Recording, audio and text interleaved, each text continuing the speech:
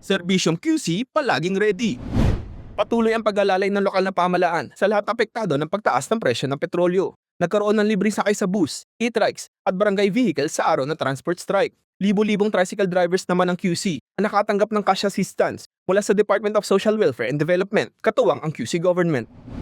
Sama-samang nagtipon at tagdasal ang Muslim Q citizens sa Quezon Memorial Circle bilang selebrasyon ng Eid al-Fitr o pagtatapos ng Ramadan.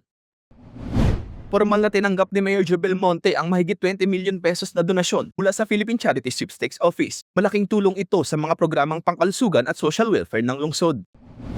Tuloy-tuloy ang pamamahagi ng Quezon City Government ng social welfare assistance sa libo-libong indigent senior citizens na hindi naging sakop ng social pension ng national government at anumang social insurance institution.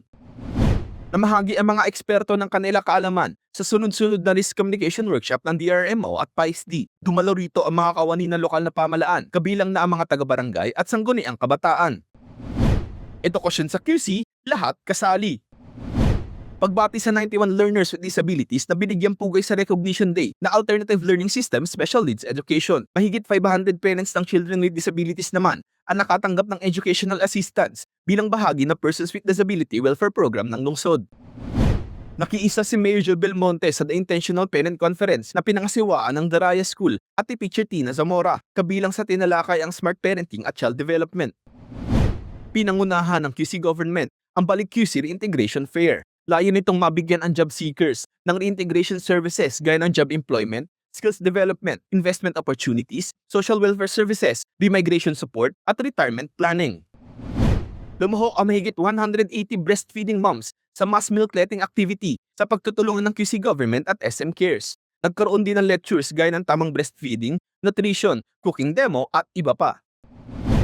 Daan-daang kababaihan mula sa sektor ng transportasyon ang dumalo sa QC Women in Transportation and Mobility Summit. Prioridad ng lokal na pamahalaan ang kaligtasan ng kababaihan, lalo na sa pagbiyahe.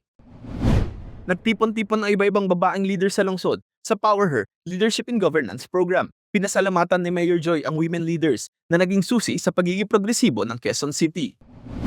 Ininspeksyon ng QC Government, Department of Public Works and Highways, at UP Resilience Institute ang Matalahib Creek bilang bahagi ng paghahanda ng lungsod sa nalalapit na tag-ulan.